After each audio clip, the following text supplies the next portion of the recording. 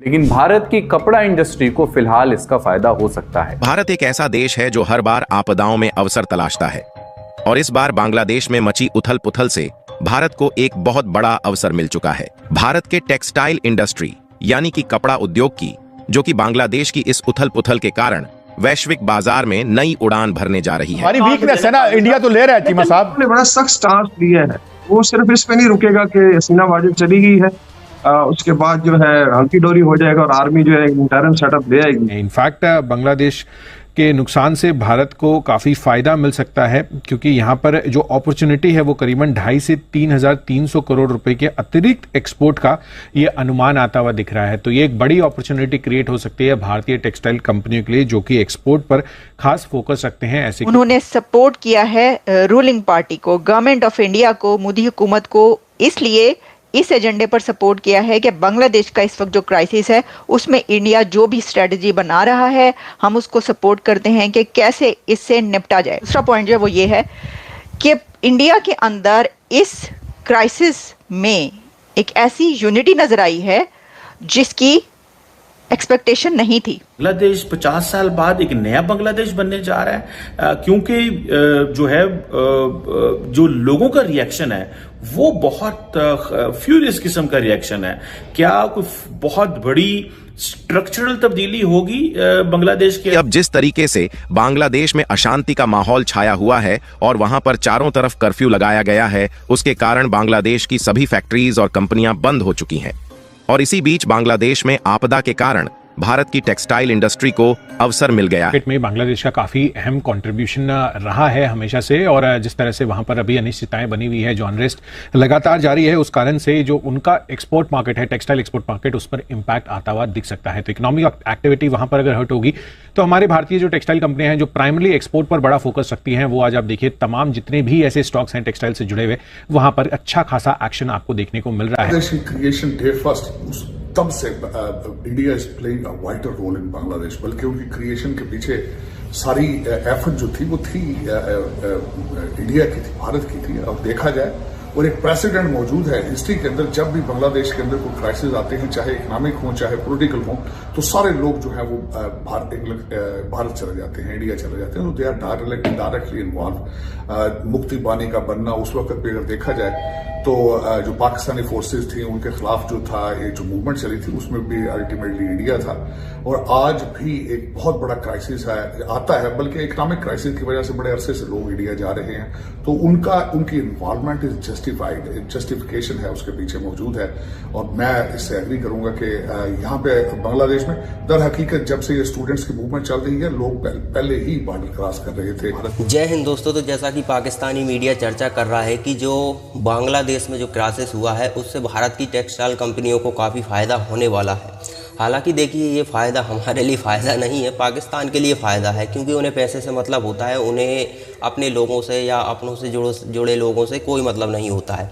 यहाँ पर देखिए हमारा सबसे बड़ा कंसर्न्स है बांग्लादेश में रह रहे हिंदू, उनको एक बड़ा खतरा खड़ा हो गया है। अब देखना ये है कि भारत सरकार किस हिसाब से टैकल करती है, क्योंकि भारत सरकार की तरफ से प्रधानमंत्री जी का बयान आया, उन्होंने कहा है कि हिंदुओं की सुरक्षा सुनिश्चित होनी चाहिए।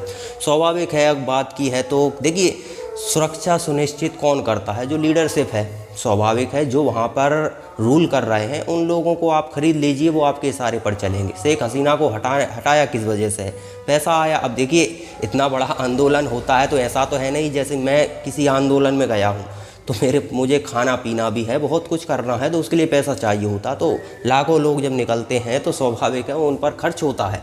एग्जाम्पल आप भारत में भी देख चुके हैं। तो अमेरिका ने पैसा खर्च किया और अमेरिका के बयानों से ये क्लियर हो गया है कि इसमें अमेरिका का हाथ है।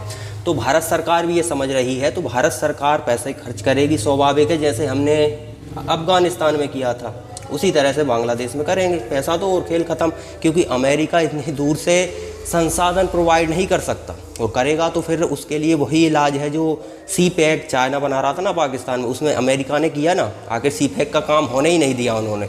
तो वही इलाज हम अमेरिका का कर सकते हैं। और स्वाभाविक भी है अगर वहाँ पर सरकार बदलती है तो फिर हमारे लिए आसान हो जाएगा। सरकार नहीं बदलती है तो दूसरा विकल्प हमारे लिए खुला है।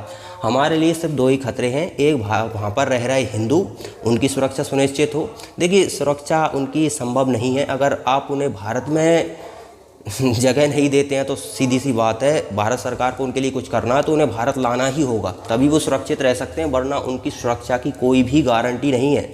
आप कितना भी पैसा ले दी, क्योंकि मानसिक तौर पर ये लोग बीमार लोग हैं, इनके दिमाग में जो कचरा भरा हुआ है उस हिसाब से ये वही करेंगे जो करते आए हैं। तो देखिए यहाँ पर दूसरी सबसे बड़ी समस्या हमारे लिए आती है, बांग्लादेश से घुसपैठ हो सकती है। तो देखिए ये ज़्यादा बड़ी समस्या नहीं है, BSF हमारी एक्टिव है। हाँ, ये क्या कर सकते हैं कि औरतों बच्चों को आगे कर सकते हैं, फिर भी हमारी BSF के पास विकल्प है, औरतों बच्चों को अंदर लेकर मर्दों को ठोक देंगे। देखिए स्वाभाविक के सीमाओं में जो घुसेगा उसे ठोकना पड़ेगा, वरना हालांकि इलीगल तरीके से बांग्लादेशी बहुत बड़ी तादाद में भारत में पहले से भी रह रहे हैं, तो इनका इलाज सरकार को करना होगा और उसके लिए वो निरंतर प्रयास कर रहे हैं। अजीत डोभाल जैसे लोग इसी काम में लगे हुए हैं, उनका एक ही काम रहता है। तो देखते हैं भारत सरकार का किस तरह से गठजोड़ अब बांग्लादेश में रहता है, क्योंकि बांग्लादेश में हिंदुओं की सुरक्षा सुनिश्चित करना ये भारत सरकार का दायित्व है। अब वो कर पाती है या नहीं कर पाती है भविष्य बताएगा। देखिए जैसे भी साम दाम दंड भेद आपको आजमाना पड़े वो तो आजमाने पड़ेंगे, अगर आप नहीं आजमाते हो तो फिर वहाँ के हिंदुओं को बचाया नहीं जा सकता। और देखिए हमारे कई स्टेट की सीमाएं बांग्लादेश से मिलती हैं। बांग्लादेश में अब आतंकवाद चरम पर होगा, क्योंकि पाकिस्तानी मानसिकता के लोग वहाँ पर सत्ता में हैं, तो आपको उनका ट्रीटमेंट भी उसी हिसाब से करना पड़ेगा जैसे पाकिस्तान का करते आए हैं। देखिए ठुकाई जब तक इनकी नहीं होगी ये नहीं मानने वाले। भारत में अब आतंकवाद बढ़ेगा, क्योंकि अभी तो पाकिस्तान जो जैसे तैसे काम चला रहा था, अब बांग्लादेश से भी होगा। हालांकि बांग्लादेश के पास भी इतना पैसा नहीं है, इलीगल काम कुछ भी करने के लिए पैसे की ज़रूरत होती है। बांग्लादेश तो भारत पर निर्भर था, अभी इन लोगों को पता चलेगा कि इन्होंने कितनी बड़ी गलती की है। जब भारत इन्हें टाइट करेगा तो ये सब लाइन पर आ जाएंगे। तो चलिए देखते हैं आगे पाकिस्तानी मीडिया आगे और क्या कहता है। लाइन तो बहुत सारे इश्यूज है ना इसके अंदर, बड़ा अलर्ट इसीलिए है इस वक्त, खतरनाक हालात। ऐसे मौके पर इंडिया की तमाम पॉलिटिकल पार्टी सेम पेज में है, ये काबिले दाद बात है, इसकी तारीफ की जानी चाहिए, ज़बरदस्त बात है। इससे पहले ममता बनर्जी ने यह कहा कि जब ये सवाल उठाया गया कि अगर बांग्लादेश से 1 करोड़ से ज़्यादा हिंदूज वहाँ पर हैं और वो रिफ्यूज हासिल करने के लिए आ जाते हैं, इंडिया दाखिल होते हैं लाखों की तादाद में भी अगर, तो क्या करेंगे। तो उन्होंने कहा कि ये जो सेंटर चाहेगा, जो फेडरल गवर्नमेंट चाहेगी, जो बीजेपी के गवर्नमेंट चाहेंगे, हम उनके साथ हैं, उनका फैसला होगा। उन्होंने ये नहीं कहा। अच्छा, पाकिस्तान में इसके मौके पर क्या होता है, ऐसे किसी मौके पर एक दूसरे की लातें खींच रही होती है, ऐसी लेग पुलिंग होती है कि एक दूसरे पे जो मुंह मारी हो रही होती है, मारा मारी हो रही होती है। मैक्सिमम कोशिश ये होती है कि ये पॉइंट आता है, ये जो अपॉर्चुनिटी है, अपॉर्चुनिस्ट बन जाते हैं और एक दूसरे को गिराने की भरपूर कोशिशें होती हैं। किसी नेशनल लेवल पर भी अक्सर जो है वो ऐसा देखने में आया। इंडिया में हमें ये नज़र आया है कि इस पॉइंट पर तमाम पॉलिटिकल पार्टीज इस वक्त इकट्ठी हो गई हैं और देखें वो मिलकर ये कह रहे हैं कि कौन है इसके पीछे। और मैं समझती हूँ कि जो इसकी इन्वेस्टिगेशन करेगी इंडियन गवर्नमेंट और वो सामने रखेगी, तो उसको भी वो सेकंड करेंगे पॉलिटिकल पार्टीज़ और अपोजिशन पार्टी जो राहुल गांधी हैं वो उसको भी सेकंड करेंगे। जैसे उन्होंने कहा कि हाँ ठीक है, जो गवर्नमेंट जो भी इसके लिए स्ट्रेटजी बनाती है और वो करती है, हम उसको सपोर्ट करते हैं, हम साथ हैं, क्योंकि ये इशू जो है ये एक नेशनल इशू है। That's great. मतलब ये जो है कमेंडेबल बात है कि एक कंट्री ऐसा है। अच्छा, इससे ये पता चलता है कि बांग्लादेश में जो हुआ है वो इंडिया में होना इतना आसान नहीं है।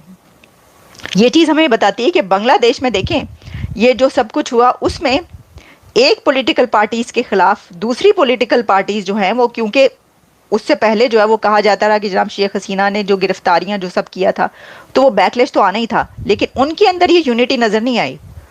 और देखें इस वक्त कैसा क्राइसिस है। और मैं आपको एक और बता दूं, अभी तो एक आखिरी पॉइंट पे चले खत्म करते हैं प्रोग्राम।